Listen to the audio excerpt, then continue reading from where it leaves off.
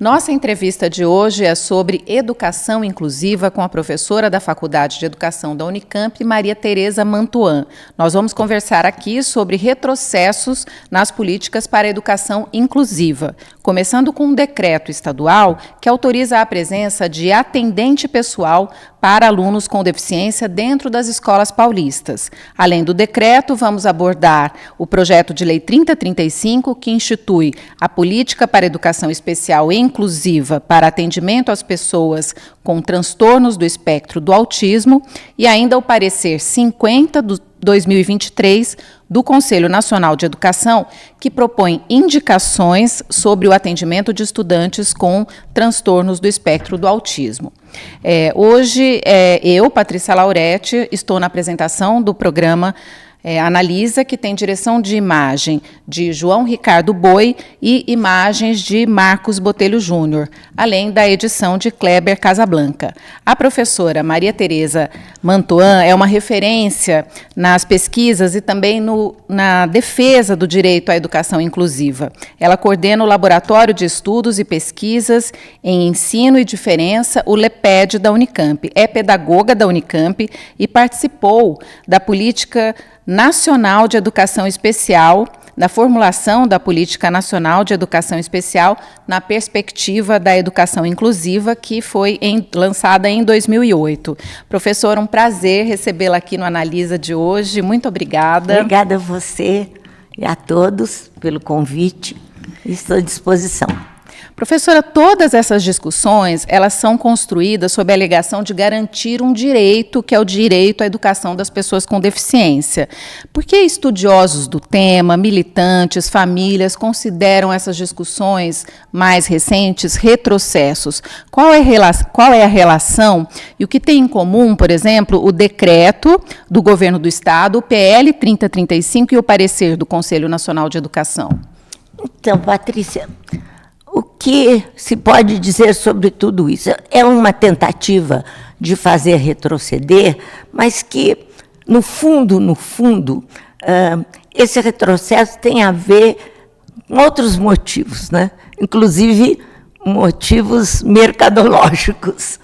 E por quê? Já ficou muito claro, desde a política, que é de 2008, né, que o Brasil tem uma política nacional de educação especial que está totalmente ancorada na legislação brasileira.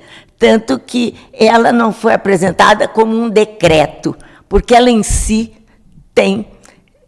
ela é regulamentada, ela é trazida respeitando todos os princípios legais, desde a Constituição, LDB, Lei Brasileira de Inclusão, etc.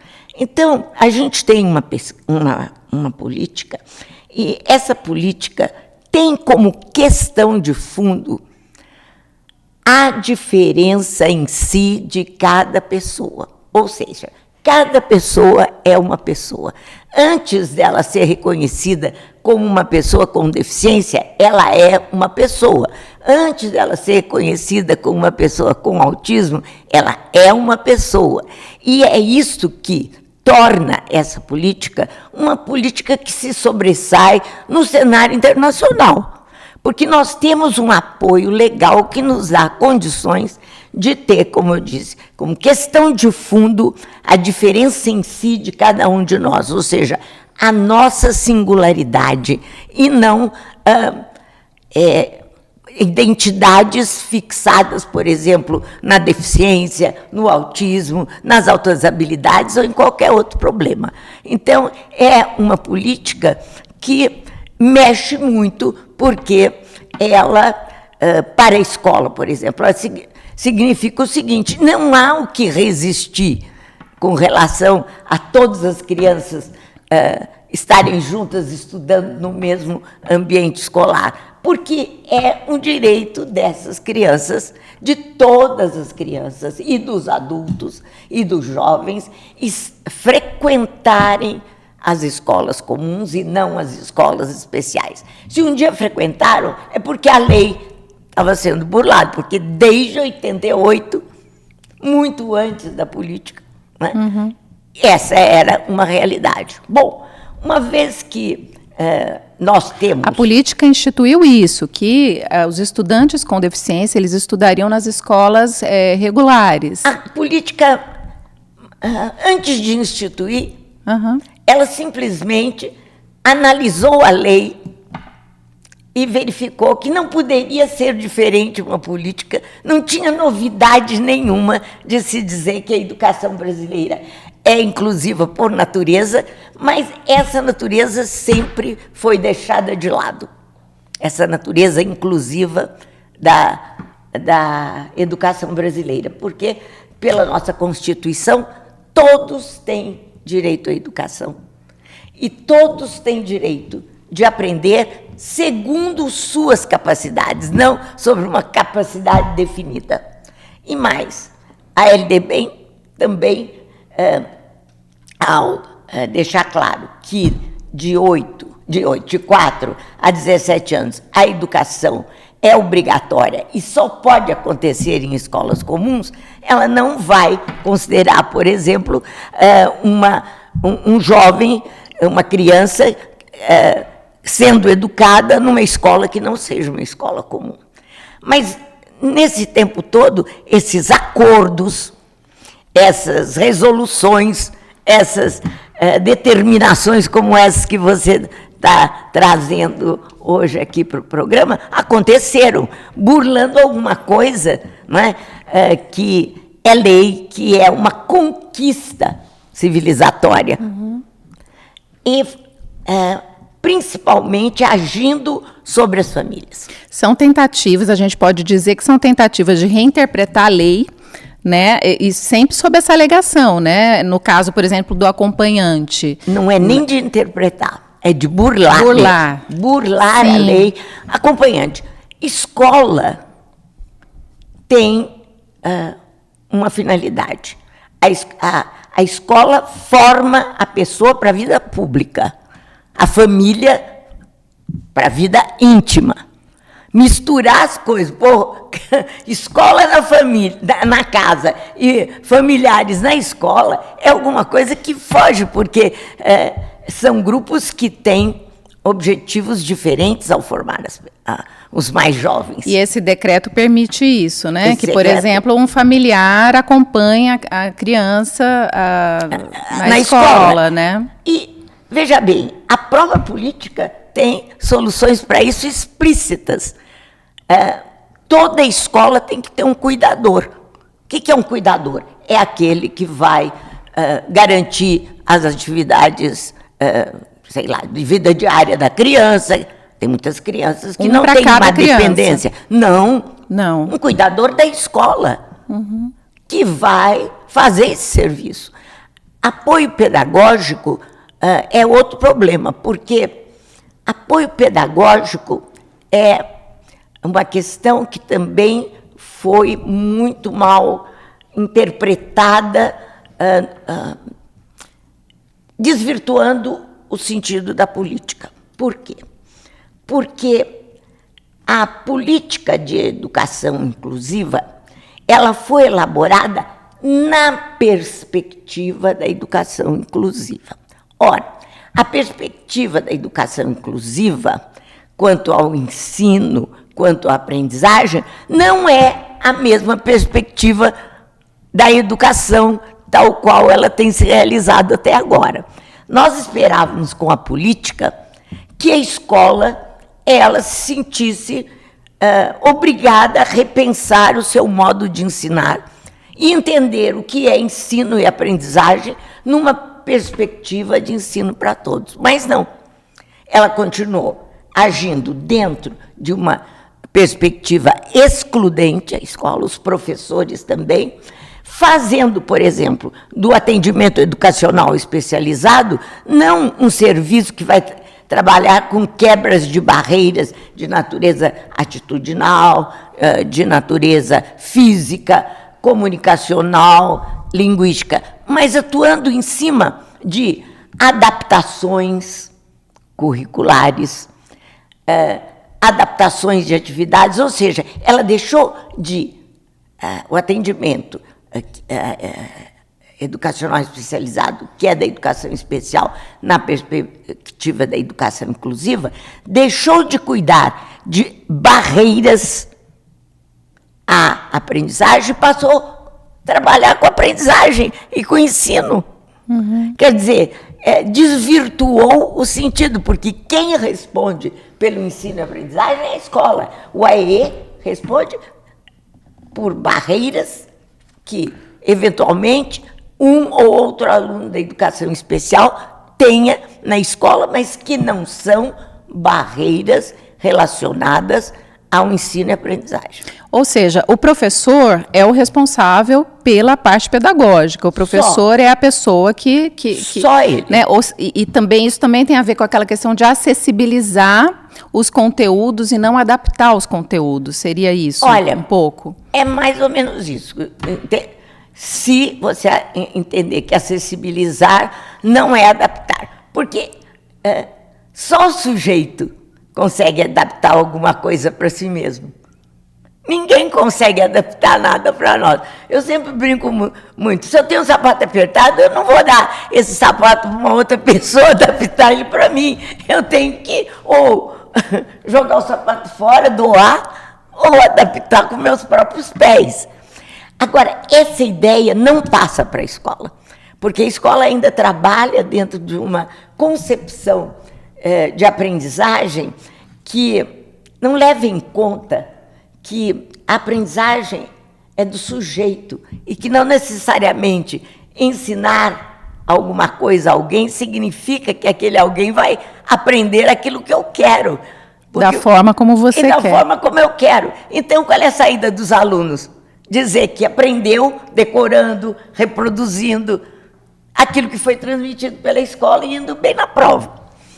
Então, se não muda a educação, então entram esses outros que querem fazer esse serviço para a criança. E existe uma outra coisa, Patrícia, que é seríssima, que a gente precisa dizer também. Pela antiga convenção da Guatemala, que é posterior à Constituição e que vigora no Brasil, foi um documento que foi somado à nossa Constituição, qualquer diferenciação pode ser considerada uma forma de segregação. E toda segregação é punida como um crime. E os pais também deveriam de saber que quando eles colocam seus filhos em escolas especiais, no período da educação obrigatória, eles estão incorrendo num crime. Exatamente, de abandono intelectual. Então, veja, tudo isso... Mas, por outro lado, professora, eu imagino que esse pai e essa mãe, eles devem, assim, sempre querer o melhor, assim, imaginar... Mas não tem a menor dúvida. Assim, eles imaginam que talvez isso seja melhor, porque muitas vezes tem medo que o filho sofra a segregação, o preconceito, que o filho não irá acompanhar, quer dizer, acho que todas essas questões, né? Ou mesmo tem relatos de escolas que não aceitam, né, crianças com deficiência. Olha, a questão é a seguinte, o número de pessoas da educação especial, de alunos da educação especial, matriculados em escolas comuns, chega a 98%. Para mim, isso significa os pais querem que seus filhos sejam incluídos. Então, isso é uma força muito grande. Então, como que eu vou trabalhar, né, para que essa força ela diminua? Através de todas essas questões que colocam sobre a incapacidade da escola e que não são questões que tocam o processo de ensino-aprendizagem, porque são questões que vêm, por exemplo, da psicologia e de outras áreas clínicas que penetram na escola e fazem com que a escola continue fazendo o mesmo que sempre fez e isentando deixa esses alunos se eximindo de qualquer responsabilidade sobre o ensino de todos, inclusive desses meninos, e assim vão penetrando essas ideias, esses métodos, essas formas de atendimento clínico na sala de aula. E agora não é mais nem atendimento clínico, é chamar os pais para fazer um serviço dentro da escola. Aí já extrapola ao máximo o desentendimento do que por exemplo, para uma pessoa que tenha alguma diferença externa é qualquer diferença que não tenha a ver com a sua própria subjetividade, sabe? Com a diferença em si de cada um de nós, com a nossa singularidade, não é? Faz com que essa pessoa ela fique marcada já na escola pela sua incompetência, pela sua incapacidade, e faz com que as famílias voltem àquela situação. Será que a escola é melhor mesmo? Não era melhor ele ter um atendimento fora dela ou numa escola especializada? Como é que essas crianças, professor, esses adolescentes se sentem quando eles percebem que o conteúdo que eles acessam é um conteúdo adaptado, é um conteúdo diferente? Me tocou muito um relato que eu vi em um perfil que eu sigo, numa rede social, em que ela conta que uma menina...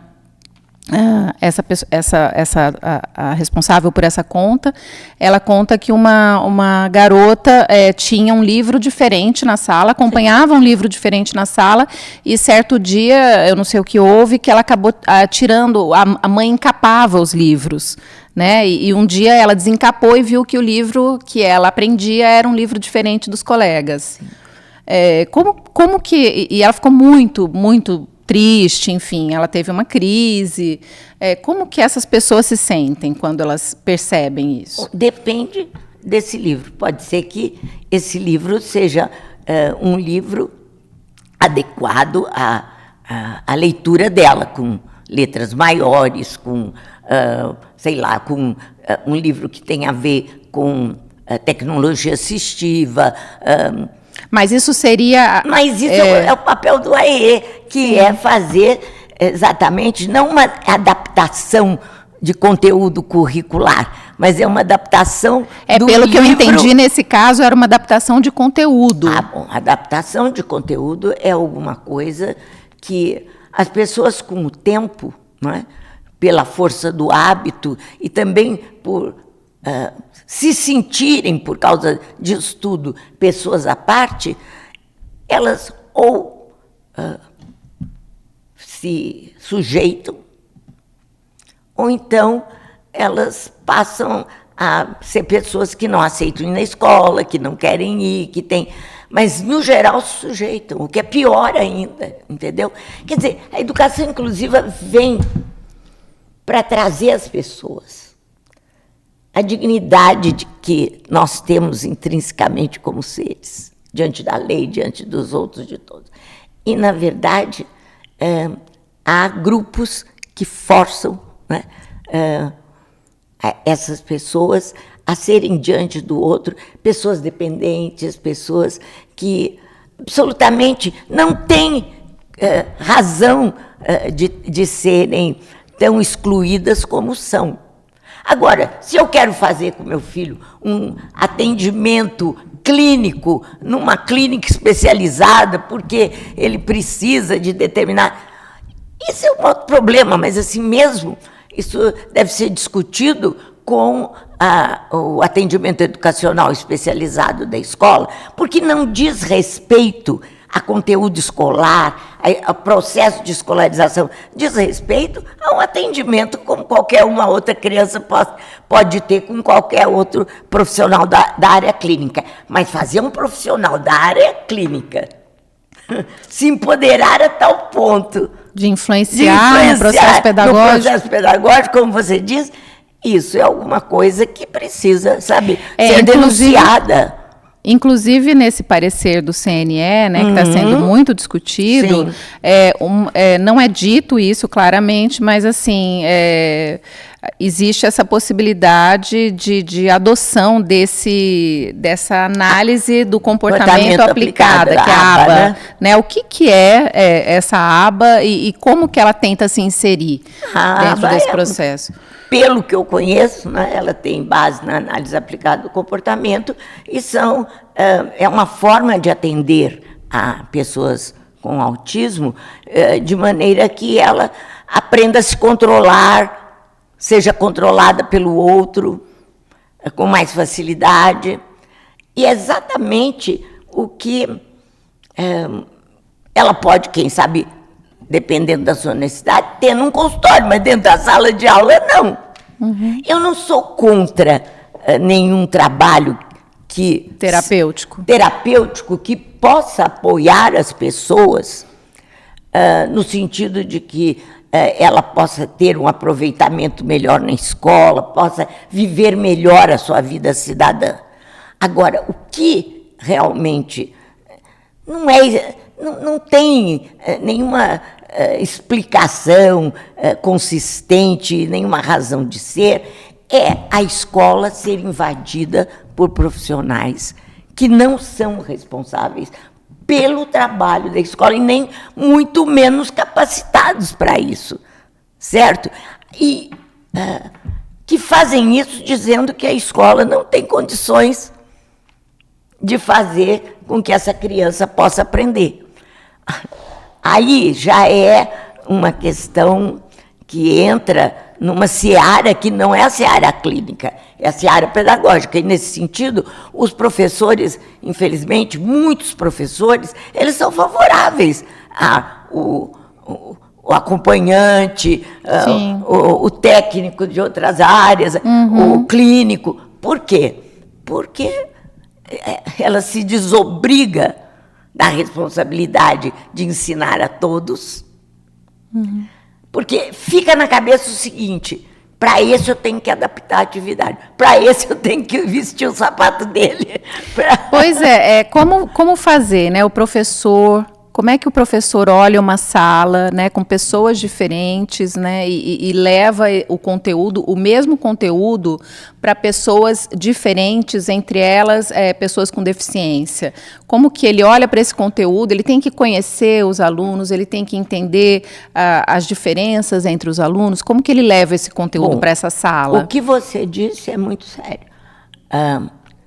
A primeira coisa é conhecer o que é óbvio, que cada um é um ser, cada um está sempre se transformando, se multiplicando, e não se reduz a um diagnóstico, não se reduz a um rótulo, porque o rótulo é externo. Você pode juntar 200 pessoas com autismo, nas mais diferentes, nos mais diferentes diagnósticos. Dentro desses 200 não tem nenhum igual.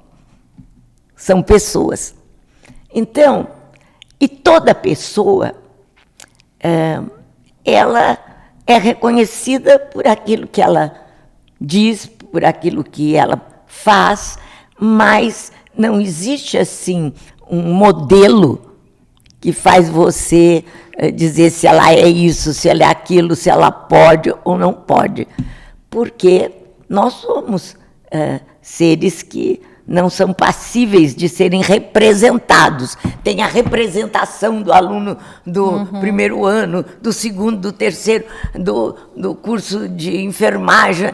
Não, porque essa representação não é artificial, não é real. Então, o que o professor tem que fazer?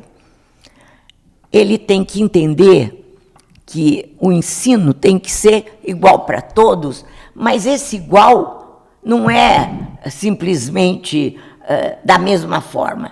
É atendendo às questões dos alunos, o sentido que os alunos dão aos conteúdos, que são os conteúdos curriculares.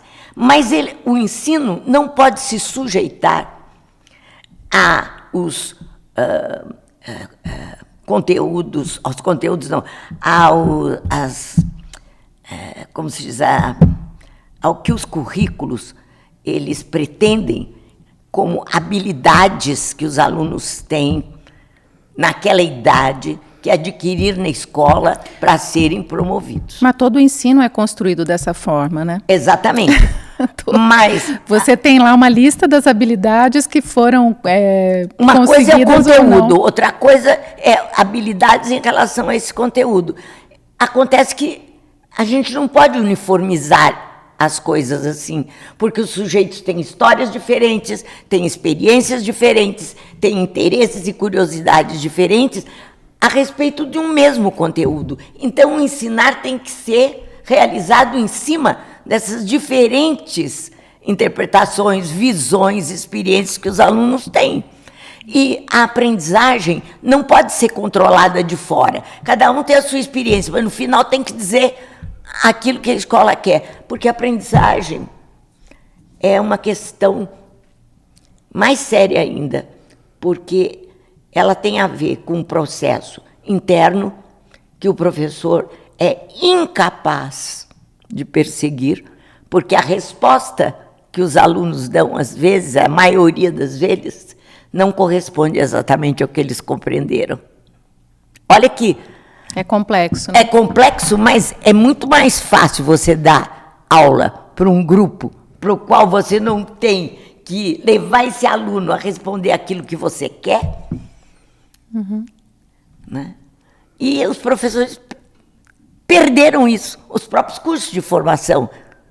Eu percebo na própria Faculdade de Educação da Unicamp. A formação caminha ainda por uma visão bastante diferente da inclusiva. Que vê o estudante de uma forma, tem uma expectativa em relação ao estudante que é a mesma para aquela idade. Então, as capacidades e as competências, sim, as habilidades que estão na base curricular, elas têm que ser obedecidas. Agora, isso é impossível, porque cada um tem a sua experiência, a sua vida. Então, essa escola, professora, como a gente conhece hoje, é possível que ela seja uma escola inclusiva? Lógico. Nós tínhamos essa intenção em 2008, através da política. Mas nós tivemos muitos problemas. Já 3 anos depois, no final do governo, 3 anos ou mais depois, no final do governo da presidente Dilma, já começou uma debandada nesse sentido, com a pressão, nesse caso, a Hoffmann, aquela que é a presidente do PT, que era do... Gleisi Hoffmann, que era da Casa Civil, ela é do Paraná, e o Paraná tem os índices mais baixos de inclusão por força de senadores e pessoas do governo estarem envolvidas com as APAES e serem do Paraná, né? APAES e outras escolas. Então, ela já forçava essa questão da escola inclusiva, nesse sentido que nem todos tinham condições de frequentá-la. Ou seja, existe uma... E depois entrou o Bolsonaro. Aí já foi... Inclusive com um decreto... Sim, que foi revogado. Que foi revogado pelo presidente Lula. Que já criando a educação especial, né? Pois é, mas aí, pior foi quando o próprio Ministério da Educação, como hoje a gente tem que falar a verdade, né? Ainda mais num programa assim, tem uma tendência muito mais para uma educação excludente do que includente. Porque a educação inclusiva não é a inserção do menino com deficiência na escola. A educação inclusiva é uma educação para todos. E não... Educação inclusiva é aquela que insere meninos que são público-alvo da educação especial na escola comum. Também insere, porque eles fazem parte porque é para todos. Sim. Mas, para que haja educação inclusiva, há que se preparar, como pretendíamos nós. Preparar os professores para uma outra concepção da escola. E, infelizmente, agora com o governo Lula, o que a gente está tendo com o Ministério da Educação... essa obrigação, por exemplo, de se manter a política. Mas, muito bem, podemos manter. Mas e a educação inclusiva? A formação dos professores, as exigências sobre os professores com relação ao processo educativo, será que caminha na direção inclusiva ou caminha na direção dos rankings educacionais, onde os alunos têm que ter as melhores notas, isso e aquilo. A melhor nota não significa a melhor formação. A melhor formação é aquela que dá às pessoas liberdade de expressão, que dá às pessoas condições de analisar as coisas, de ter o seu ponto de vista desde pequeno como válido. Só para você ter uma ideia, eu fico muito triste com as criancinhas da educação infantil, quando chego, tá bonito, professor, o meu trabalho. E o professor diz que está muito lindo, tudo. Eu acho que isso, desde o começo, quando alguém pede para analisar um trabalho, a gente não pode ser a pessoa indicada, a gente tem que conversar com o outro sobre a avaliação do trabalho. E um professor inclusivo nunca vai dizer se o trabalho está bom ou não está, porque ele não tem essa medida para julgar, mas ele conversa, ele avalia com a criança o que... Como que seria essa? Por exemplo, como seria o quê? Essa, eu chego e falo, olha que bonito o desenho que eu fiz. Tá, olha que bonito. Então, o que você acha dele? Por que você usou essa cor? Você acha que essa é a única cor que cabe aqui? Mas por quê? Ah, porque eu gosto dessa cor. Então, o telhado não tem que ser vermelho, porque é assim que se pinta. Ela pintou de roxo. Entendi. Você entendeu? É a mesma coisa com uma resposta. Porque, por exemplo, um problema. O fulano foi para a feira e não tinha dinheiro para comprar 6 laranjas. A resposta, só tinha dinheiro para comprar 2. O que ele fez? Comprou as 2? Ou ele teve outra saída? Sobraram quantas? Porque será que só existe uma resposta de teor matemático ou existe outras formas da criança resolver o problema que ela tem? Porque o problema dela é comprar laranja e não ter o dinheiro. Não é a resposta fixada de quantas laranjas ela pode comprar. Porque ela pode ser, então, não posso comprar laranja, mas com esse dinheiro eu posso comprar 5 bananas. Sim. Não oferecer esses caminhos, né? Quer dizer, porque propiciar que isso aconteça. Que a gente cresce intelectualmente. Não é na observância das regras. Das regras. Agora, as regras vêm com o tempo na educação, que não é tanto da educação básica, principalmente na educação fundamental 1, porque a regra já é quando a gente tem uma concepção pessoal da coisa e vai ter uma outra que é aquela que tem a ver com parâmetros científicos. Mas sem você ter essa anterior, em que você tem capacidade de avaliar por você mesmo, pelas suas condições, e ser bem recebido por essa avaliação, você fica, como a gente vê a maior parte dos nossos alunos, né, que fica viciado nos cursinhos para entrar na universidade e depois continuam com aquela dificuldade que tinham antes de interpretação, de ter ideias próprias. E como que pode evoluir uma educação ou um sujeito do ponto de vista da criação se ele não percebe a sua própria forma de analisar e de produzir conhecimento, não é? Eu acho importante porque falar sobre educação inclusiva é falar sobre educação, claro, né, em primeiro lugar. Claro, e de uma educação diferente, por quê? Porque nós estamos comprometidos com uma educação que, de fato, não aproveita o potencial que nós temos, né? Sim, e fazendo um resumo, quer dizer, você tem a lei, você tem a política e você tem as tentativas ao longo dos anos, né, de burlar a lei, e aí tem essa influência do mercado. Existe um mercado, se é que se pode dizer assim, um mercado da deficiência. Porque que sempre foi sustentado pela escola comum, porque o governo terceirizou esse mercado. Agora, com a educação inclusiva, essa terceirização, de certa maneira, foi muito, sei lá, depauperada, né? E aí o que está acontecendo? As pessoas estão querendo reagir e recuperar o seu lugar. As instituições especializadas, os psicólogos, o pessoal da área clínica. Mas você ainda tem esperança, professora? Claro, porque eu acredito nos pais. E acredito nos pais e na escola, porque eu acho que uma instituição como a escola, ela vai compreender o quanto ela tem sido invadida, o quanto ela tem sido desrespeitada nas suas funções, nos seus objetivos.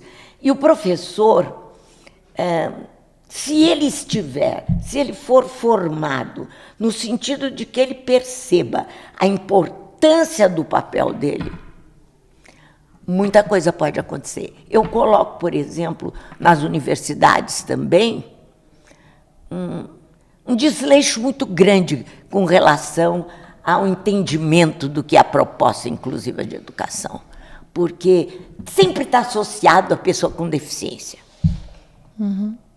Não, a educação das pessoas com deficiência, ela só pode se tornar, de fato, uma educação se a escola for inclusiva, porque ela já foi mostrado que a escola não as favoreceu a ponto de alijá-las no processo. Sim. Não é? Então é isso, é uma provocação. Agora, certas coisas não é provocação, você tem que cair em cima, como a gente cai em cima do Ministério Público. O Ministério Público também não faz interpretações as mais favoráveis, mas a gente está formando para o Conselho Nacional do Ministério Público pessoas para entenderem que não é professor adaptador que interessa. E nós temos que chegar mais ainda junto aos professores, principalmente os novos em formação. Eu tenho muita dificuldade de entender o processo de formação. Eu sempre lutei, mas nunca fui ouvida na própria Faculdade de Educação, porque eu acho que a formação tem que ter um caráter assim diferente, ela tem que ser tem que ter a residência pedagógica, os alunos têm que aprender na escola. Fazendo, né? Fazendo. Tá. Discutindo. E discutindo e pensando, na escola, e refletindo. Na escola, né? Professora, muito obrigada, é sempre um prazer te ouvir, uma aula. Eu agradeço muito a sua participação aqui no Analisa de hoje. Eu agradeço a você pelas perguntas muito inteligentes. Obrigada. Agradeço a todos que nos ouviram e estou à disposição, né, porque, acima de ser uma formadora, eu sou uma ativista da inclusão. Tá certo, obrigada. Muito obrigada. E para você que nos acompanhou, até aqui também, meu muito obrigada. Fique com a gente, se inscreva no canal da TV Unicamp no YouTube e até o próximo programa.